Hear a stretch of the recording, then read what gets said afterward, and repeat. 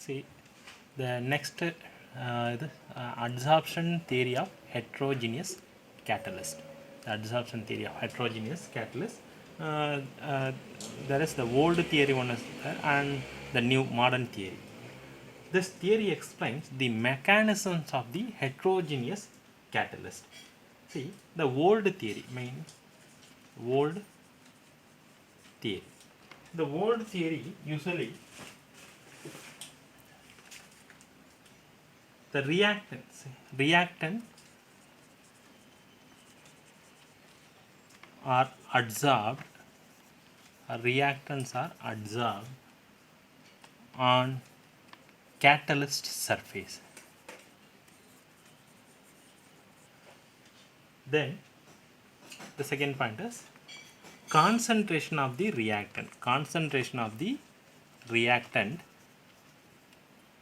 on surface of catalyst increases. The main is reactants are adsorbed on the catalyst surface. The second thing is concentration of the reactant on surface catalyst is increased. That means reaction is faster. The reaction will be faster. This is the old theory. Now the modern theory that is modern theory, the modern theory or new theory. This is the combination, the connecting one. The reactants are adsorbed on a surface catalyst. This is also the reactant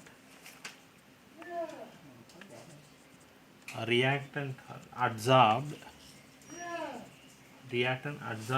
on catalyst surface.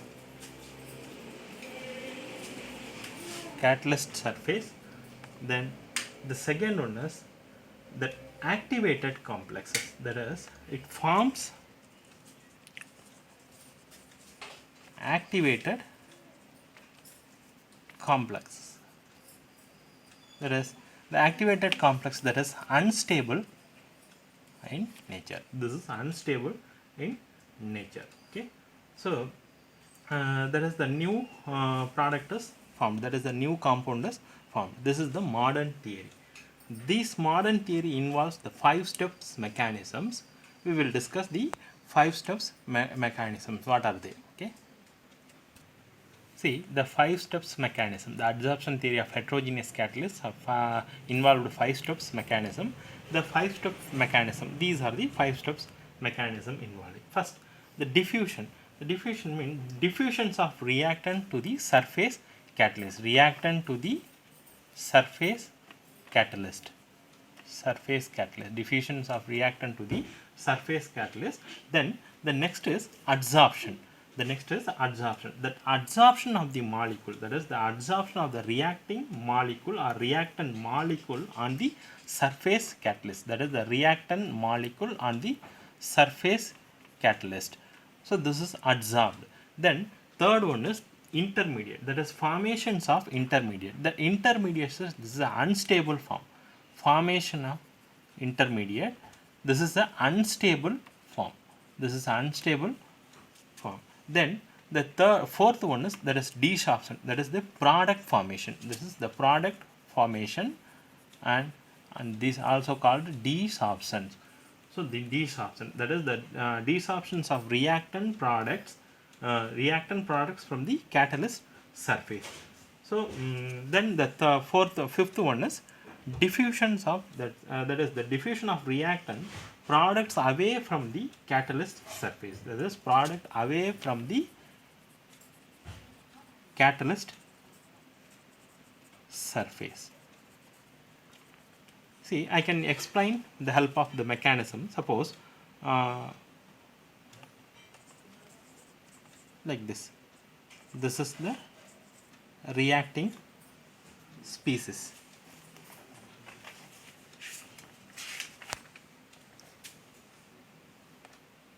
This is the imagine this is the reacting species. See, the reacting, that is the catalyst surface having a free valence, like this is the free valence, surface having a free valence. The reacting species, like the reacting molecules X and Y, that is X plus Y, this is are called reacting molecules or reacting species. So the reacting species adsorbed to the surface, that is the adsorptions of the, that is adsorption of reaction molecule. So what happens, this X and Y goes to adsorb in the free valence.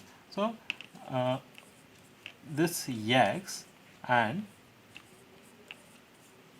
the Y adsorbed here, that X and Y adsorbed here. Okay, then the process, this is adsorptions of the reacting molecule, this is the adsorptions of the reacting molecule. Now what happens, see, the first step is this, and the second step is adsorption of the reacting molecules. Now intermediate, formation of the intermediate. So intermediate means the X and Y gets attached. X and the Y molecules are attached like this. So this is the intermediate step. This is the intermediate. Then the intermediate, after that what? Intermediate after that, that is the product formation. That is it undergoes a desorption process. So the desorption process means the exant goes, that is away from the catalyst, the product away from the catalyst. The 4th and 5th step. So this is like this.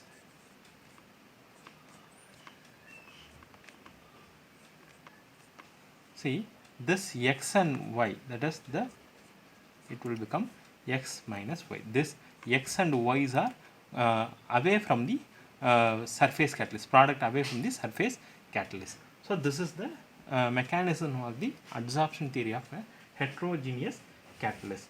Okay, see, this main drawback of this theory is it does not explain the action, that is the catalytic promoters and poisons. That is drawback or limitation, drawback of this theory, that is catalytic poisons and promoters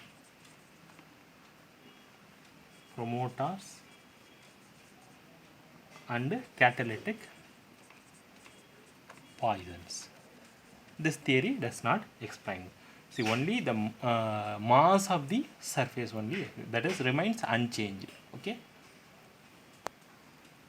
The important features of the solid catalyst is mainly two, that is the activity and selectivity.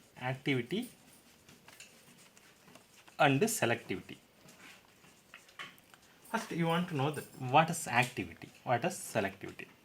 First I will tell you the activity.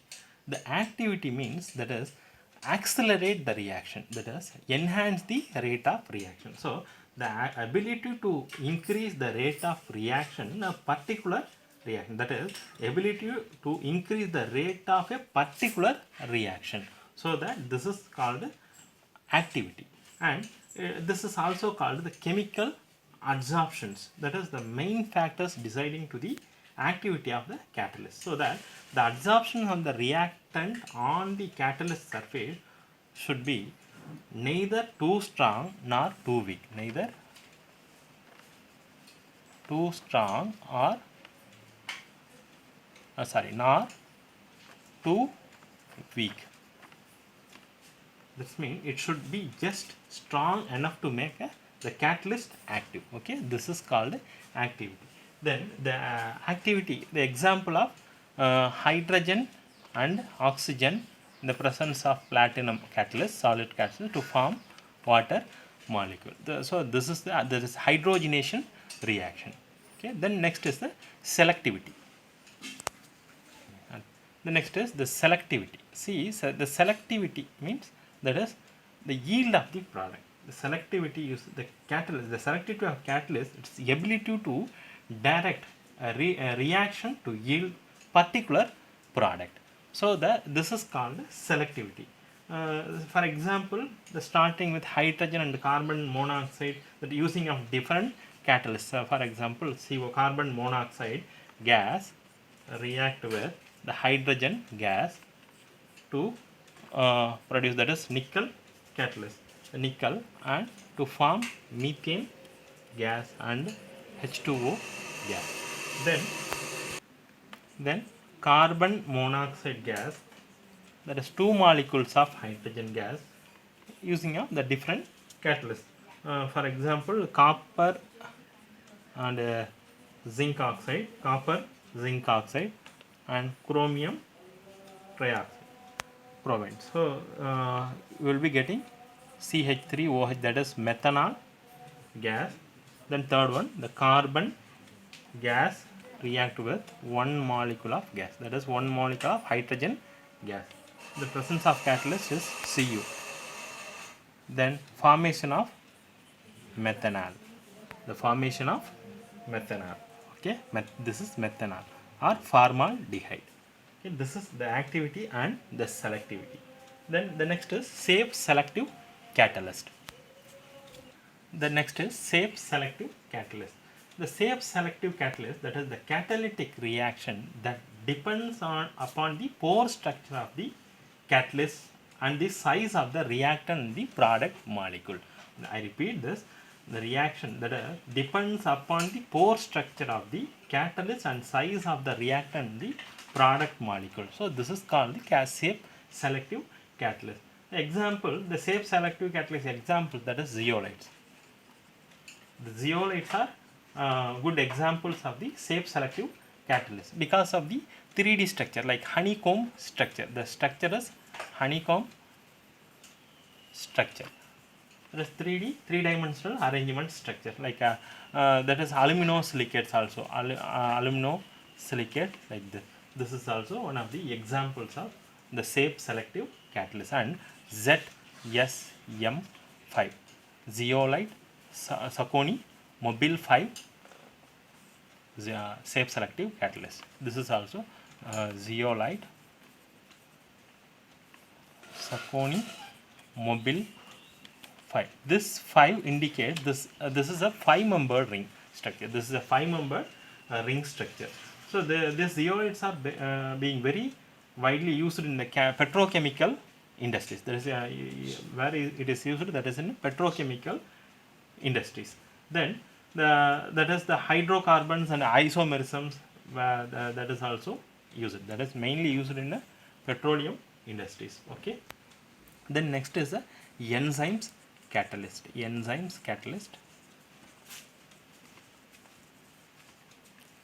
Enzyme catalyst. The enzyme catalysts are mainly, that is the organic, like biochemical, biological or biological catalyst. Biological enzyme catalysts are nothing but it's a biological catalyst. This I will explain. See, the next is the enzyme catalyst. I already said that is a biological catalyst. That is, enzymes are complex, that is nitrogenous of organic compounds, that is which is produced by the living plants and animals. So they are actually protein molecules of high molecular mass and form a colloidal solutions in water. This is called the enzyme catalyst. This is a biochemical, main word, the biochemical catalyst. Okay. Many enzymes are have been obtained, that a pure crystallization state from the living cells. The first synthesization, enzymes was synthesized in a laboratory 1969. That is the first one is the inversion of sugar can sugar, then conversion of the glucose into ethyl alcohol. First is inversion of can sugar, that is sucrose. See, C12 H22O11, then undergoes an hydrolysis process to form glucose and fructose. So using of the catalyst is invertase is a catalyst, invertase, to form glucose and fructose.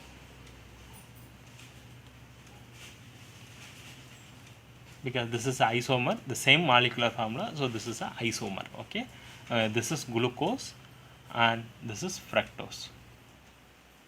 We will discuss again this and biomolecules.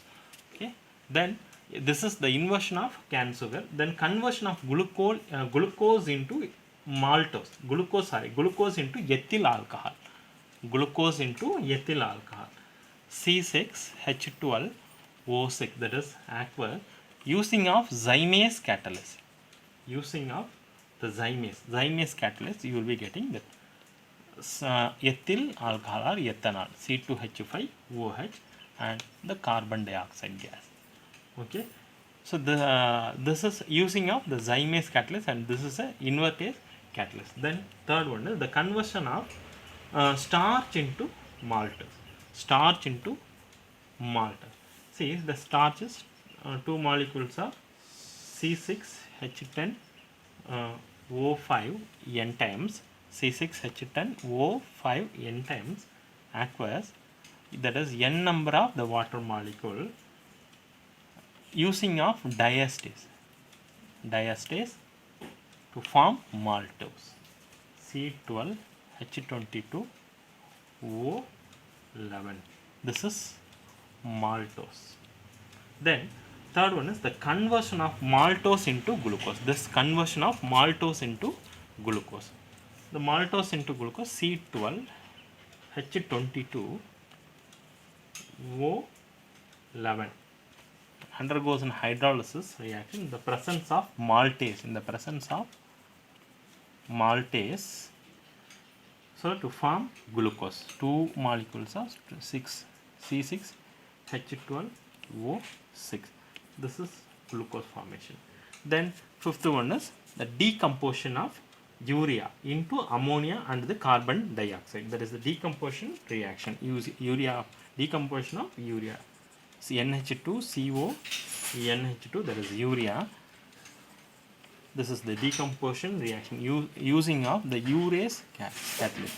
Urease catalyst. You will be getting ammonia and carbon dioxide, NH3 gas and CO2 gas. So this is the main reactions of the enzyme catalyst, the preparation of the enzyme catalyst reaction. Okay, then the overproduction of pepsin and HCl, that is in stomach. Pepsin is the enzyme, converts into protein, that is protein into peptides, while in intestine, like this. This is the main thoughts of the enzyme catalyst. Okay, the same thing, the conversion of milk into curd. Okay, this is also one of the enzyme catalyst. See, the enzyme catalyst, that is the invertase, zymase, diastase, maltase and urease. See, that's that is where it is occurs, that is the source. The invertase, the first is yeast. The invertase occurs in yeast, that is source is yeast, that is sucrose, glucose and fructose. Then second, the zymase also yeast. This is also source is yeast. Okay, the ethyl alcohol and carbon dioxide. Then diastase. The diastase is source is malt. The diastase is source is malt. Okay, the starch converts to maltose. Then maltase. The maltase also yeast. The source is yeast. So maltose converts to glucose. Then urease. Urease is a source is soya bean. This converts to ammonia and carbon dioxide. Then pepsin. Usually the pepsin, the source is stomach. So proteins into amino acid. This is protein into amino acid. Okay. This is the main source of the enzyme catalyst. Okay. Then the characteristics of the enzyme catalyst we will discuss. Next, the characteristics of enzyme catalyst. So what are the characteristics? Usually highly efficient, that is high efficient, high specific,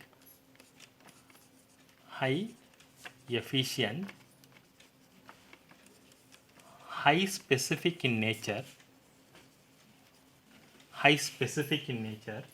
then highly active under optimum temperature,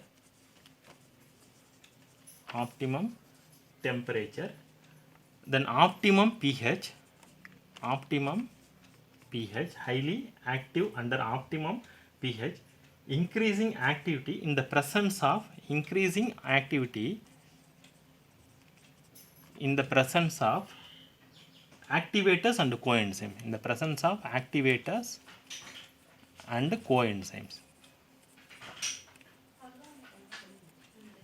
then influence of inhibitors and poison, influence of inhibitor and poisons. Okay. This is the main characteristics of enzyme catalysts. First we will discuss the high efficient. This is highly efficient because the one molecule of an enzyme may transform 1 million molecules of the reactant per minute. So that this is highly efficient in nature. Usually one molecule of an enzyme may transform 1 millions of molecules of the reactant per minute. So that this is highly efficient. So that high efficient. Then highly specific in nature. See, the highly specific in nature means that each enzyme specific for a given reaction. For example, one catalyst cannot catalyze more than one reaction. So, for example, the enzyme urease catalyzes the hydrolysis of urea only. Okay, it does not catalyze hydrolysis of any other amide. Okay, so this is highly specific. Then third one is highly active under optimum temperature. That means the rate of enzyme reaction becomes maximum at definite temperature. That is called enzyme activities decreases. Okay, the optimum temperature means the definition is the rate of the enzyme reaction becomes maximum at definite temperature. Is called optimum temperature. So if the enzyme activity is decreases, so that the optimum temperature range of the enzyme activity like this, the temperature range is 298 to 310 Kelvin. That is the human body temperature. Being 310 Kelvin is situated in enzyme catalyst reaction. So that this is called optimum temperature. Then the optimum pH value.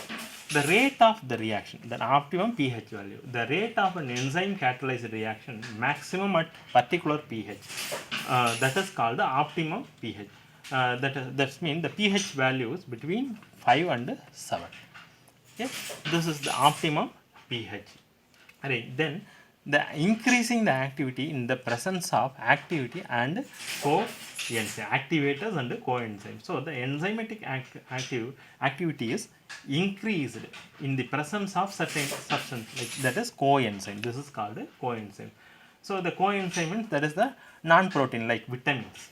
So along with enzyme, that is the catalytic activity is enhanced. So the rate of the reaction increases, speed is increased. Then the influence of the inhibitors and poison. The influence of the inhibitors and poison. So the enzyme surface often reduced or completely destroyed. That is the catalytic activity of the enzyme. So that using of the drugs molecules, that is target molecule, drugs related, any other action enzyme inhibitors in the body. So that this is the characteristics of the enzyme catalyst. Then mechanism of the enzyme catalyst.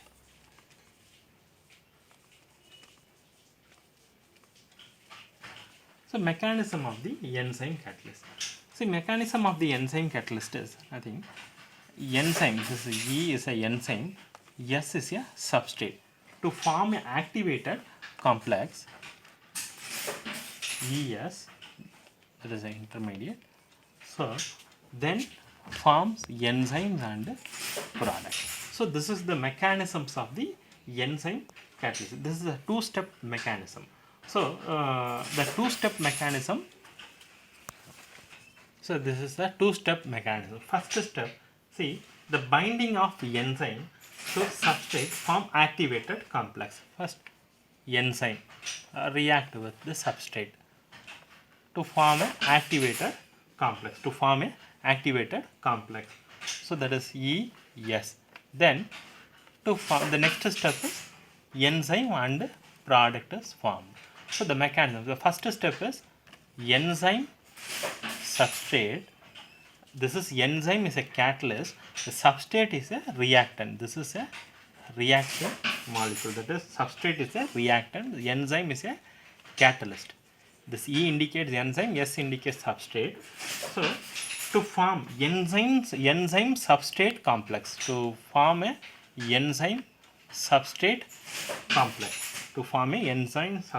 complex. So this is like this, or you can write like this: ES, the double dot. This is the activated complex.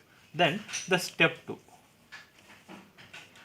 The next step is this activated complex, enzyme substrate activated complex, forms product, enzyme and product. So that this is a lock and key mechanism. Or the lock fit into this key. That for example, this.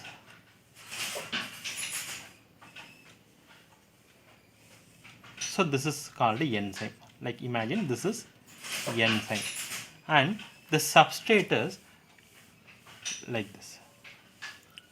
The substrate is like this. This is substrate. So that this is substrate means reactant, and this going to fit this.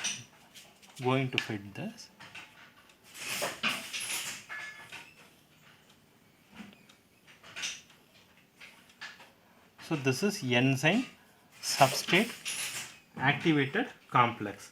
Then enzymes and enzyme and the product like this, enzyme and product. Okay, this is the mechanisms of the enzyme catalyst. So we will complete this, and the next topic is colloidal and emulsions are there. We will discuss it in next class. Okay, thank you.